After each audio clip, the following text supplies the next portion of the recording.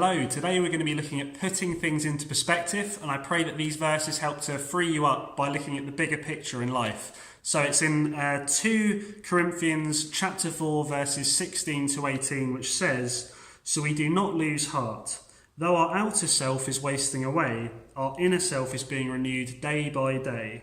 For this light momentary affliction is preparing us for an eternal weight of glory beyond all comparison, as we look not to the things that are seen, but the things that are unseen.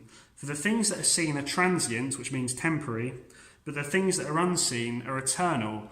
And what this passage is basically saying is to focus on, having that eternal perspective in life, looking at the bigger picture of what God says are the most important things in life to think of. Worshipping God, loving others are the kind of the 2 most important commandments. And in Colossians 3, verse 23, it says, "With whatever you do, work at it with all your heart, giving 100%. And that's what God requires of us as the most important things. It's so easy in this life to get confined by the things that the world thinks are the things you should be doing, or what makes success, or peer pressure in school. The media paints this picture of perfection that God doesn't require of us. He just requires that you do your best for Him and work at things with all your heart. And I just pray that God will help to release you from any burdens. When I was at college, I was filled with anxiety and just worrying all the time about what people thought of me, how I looked. Is my hair a bit greasy? Perhaps it is today. Who really cares? So many anxieties and insecurities I had. This jumper I wore in the last video, maybe I smell. What if you guys think I smell? Oh no, it's the end of the world. It's really not. God just worries about us doing the best we can for Him, loving God, loving others. And I just want to encourage you to live with that eternal perspective.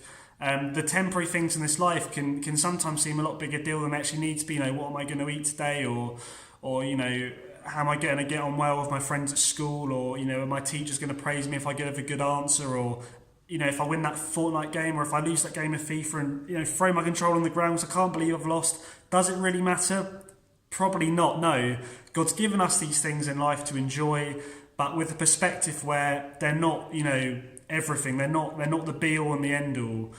Having that eternal perspective helps you to take that step back and go, actually, I can enjoy the things God's given me. And, I can try and, do well in the things in this life, in school, in work or whatever. But if I have a bad exam or I don't get a job interview, it's not the end of the world. If you've done the best you can, one bad exam result or, it's not going to change the outcome of God's promises over your life. Same if you don't get a job interview, God could well have stopped that because He has something better for you, and His plans and purposes in your life are not going to be affected by one poor result or something that you haven't done quite as well as you thought you wanted to. Thankfully, God works all things together for good for those who love Him and are called according to His purpose. And if you're loving God and loving others the best you can, we're not always going to get it right. We're going to sin at times, but God, thankfully, is gracious in forgiving us.